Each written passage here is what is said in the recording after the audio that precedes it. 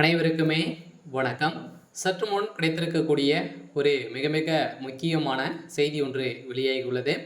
சற்று முன் எச்ஐ துரோகி ஸ்டாலினை கிழித்து தள்ளிய செந்தில் பாலாஜி அப்படின்ற மாதிரி ஒரு தகவல் பார்த்தீங்கன்னா வெளியே இருக்குது. சொல்ல பார்த்தீங்கன்னா இப்போ ஸ்டாலின் அவர்களுக்கும் அமைச்சர் செந்தில் பாலாஜி அவர்களுக்கும் இடையே நிறைய மோதல்கள் ஏற்பட்டிருக்கு அப்படின்ற மாதிரி இப்போ பார்த்தீங்கன்னா உட்கட்சிகளே மோதல் ஏற்பட்டிருக்கு.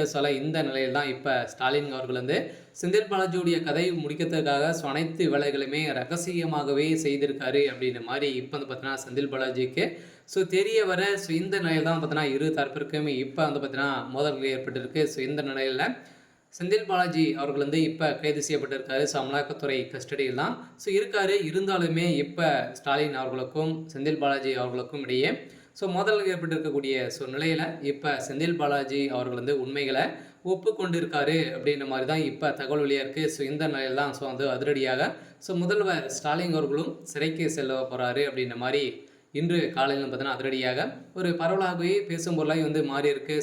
இதை பற்றி இந்த வீடியோவில் நம்ம முழுமையாக பார்க்கலாம். அதுக்கு முன்னாடி நம்ம சேனலுக்கு இப்போ தான் நீங்கள் முதல் முறையாக வந்திருக்கீங்க அப்படின்னா மறக்காமல் நம்மளுடைய சேனலை சப்ஸ்கிரைப் பண்ணி சப்போர்ட் பண்ணுங்கள்.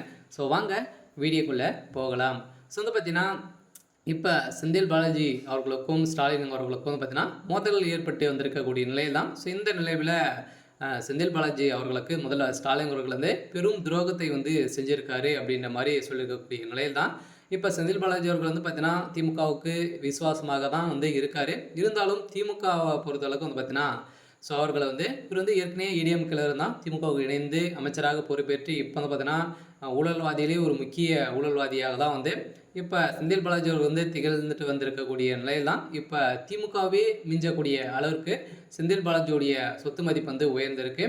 இந்த நிலையில் தான் முதல்வர் ஸ்டாலின் அவர்களுக்கு பார்த்தீங்கன்னா இப்போ முதல்வர் ஸ்டாலின் அவர்கள் அமைச்சர் செந்தில் பாலாஜியுடைய கதை ஒட்டுமொத்தமாக முடிக்கக்கூடிய அளவுக்கு தான் பார்த்தீங்கன்னா இவர்களே ரகசிய தகவல் பார்த்தீங்கன்னா அமலாக்கத்துறையை தெரிவிக்க இவருடைய டாக்குமெண்ட்டுகளும் அனைத்துமே இவர்களே கொடுத்து விட்டு செந்தில் பாலாஜியுடைய கதையை முடிக்கிறதுக்கான அனைத்து ஏற்பாடுகளுமே எழுந்திருக்கு. இதன் அடிப்படையில் தான் ஸ்டாலின் அவர்கள் பார்த்தீங்கன்னா செந்தில் பாலாஜி அவர்கள் கிழித்து எழுந்திருக்கக்கூடிய நிலையில் அனைத்து ஆதாரங்களுமே செந்தில் பாலாஜி அவர்களுக்கு தெரியும்.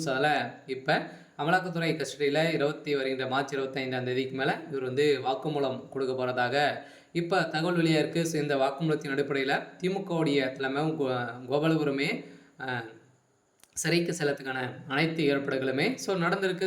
கோபாலபுரம் பார்த்தீங்கன்னா பெரும் சிக்கல் தான் இருந்திருக்காங்க.